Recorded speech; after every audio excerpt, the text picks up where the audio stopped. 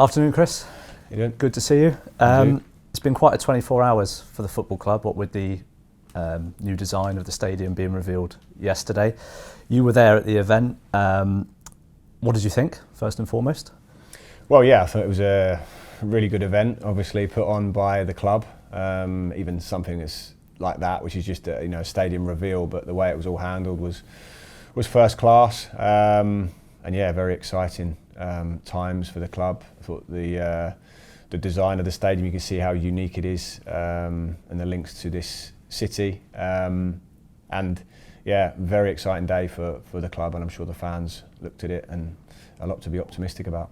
Seeing the design and the model in the flesh and everything that goes with it, does that just once again underline the ambition of the club and probably one of the driving factors of why you wanted to come to this club in the first place?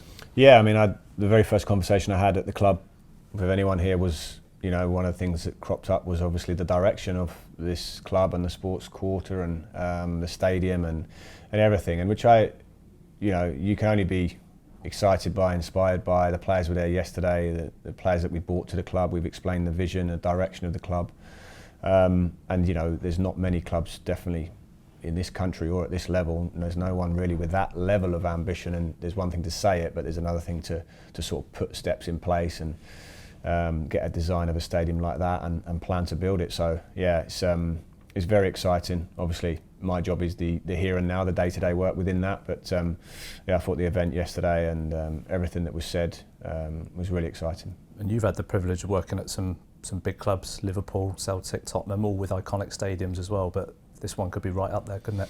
Well, it is. Yeah, you can see it's going to be huge. That first tower. They're saying it's visible from a long way away, and how high and big it will be, and the quality of it, I'm sure, will be really high. So, yeah, I think could be what will be one of the best in the land and in Europe, no doubt, when it's built. So, yeah, exciting times. Now the designs are out there and everyone's seen it, how much of a pull can that be for players potentially coming here? Could it be a recruitment tool? We've seen players already arrive here and talk about the project and why they wanted to come here, but now they can visualise it. Could that be even bigger for us? Well, it is, yeah. I think, again, you as I've always said to people that when I've spoke to them about coming here, this is a club that's going somewhere, that's has a direction, and that we want you to be part of. And they're going to see that, and no doubt people will want to be on that journey because it's clear what's ahead of the club. Again, there's work to do to make it real and to get there and everything else that comes along with it, which I say is my main focus. But I think any player, staff member, anyone looking at it can be inspired by it, and it will help people want to join this club on this journey. It's been a positive week for the club, not just with the stadium, but on the football side of things. Christoph Klara and Ryan Alsop signed new contracts. Just with Christoph, if I can start with, he's been ever present for you since you joined the club. He's established himself, League One, Championship, and now captain as a leader. Just how pleased are you to see him extend his contract here for the long term? Very pleased. He's been outstanding. He's been, he's the captain, he's the leader of... I remember the very first conversation I had with him and his first training session and everything around the recruitment of him and bringing him in, and he soon got into the team, and he's been exceptional. He's a leader off the pitch. You can see the way he is around this training ground day to day, the things that people won't see, but you can see his leadership qualities on the pitch. Very dominant centre-back, can play, good on the ball. He's not even reached near his peak yet. He's still got plenty of layers and levels to build upon his game, which he will do in the coming years. But yeah, for him to sign a long-term contract is excellent news. Ryan, who's at the other end of his career in terms of the amount of games he's played, but also someone who's been a really top performer for you since you've been at the club, and whilst he's been out of the team recently, still been a really good performer on the training pitch and around the group, and another important player to have.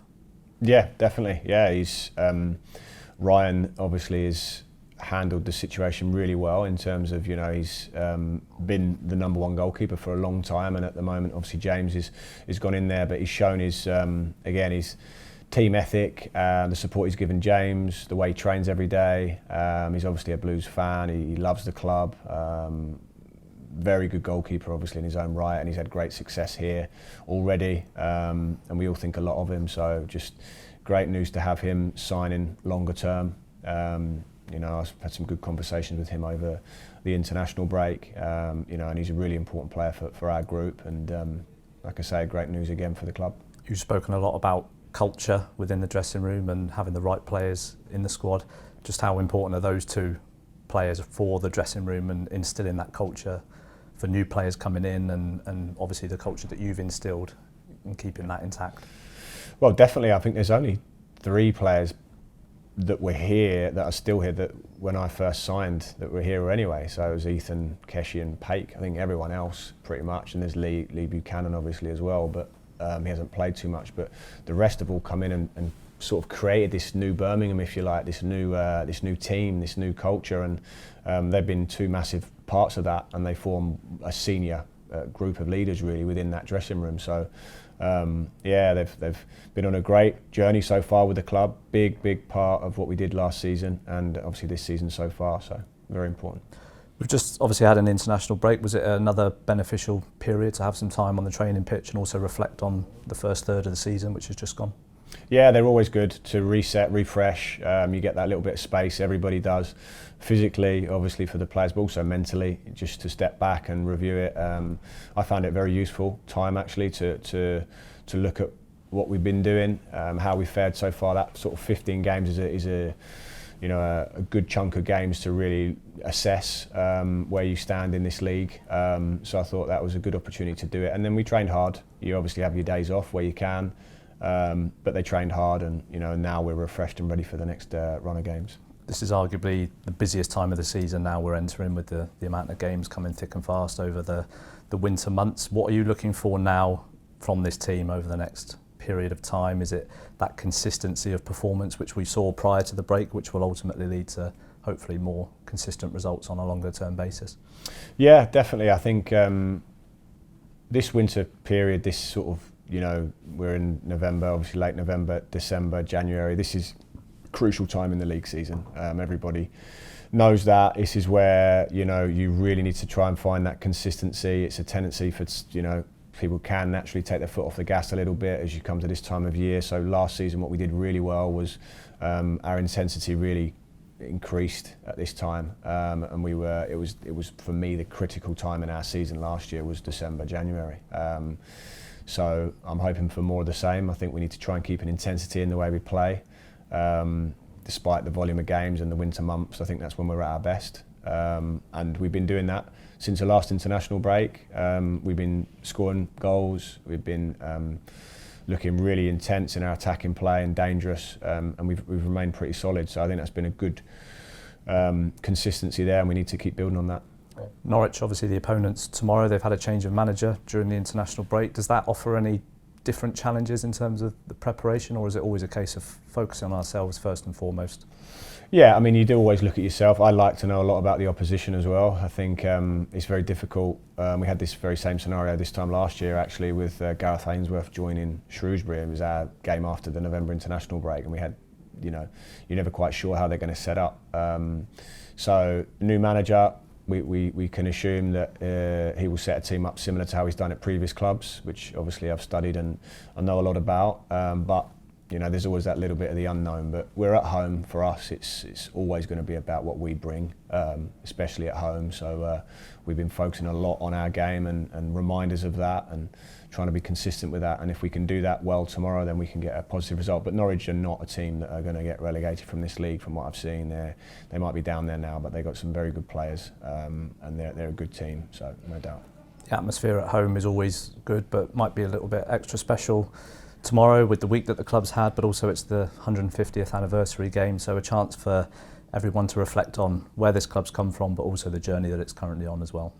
Yeah, exactly. It's a really special time. As I said to the players, 150 years, you can't even really sort of comprehend a little bit in terms of how many players and managers and fans have all passed through the doors here. It's been a long time, and we celebrate that with the unveiling of the new stadium and a home game. So I think it's a big weekend for us as a club. You know, there's a lot of positivity around.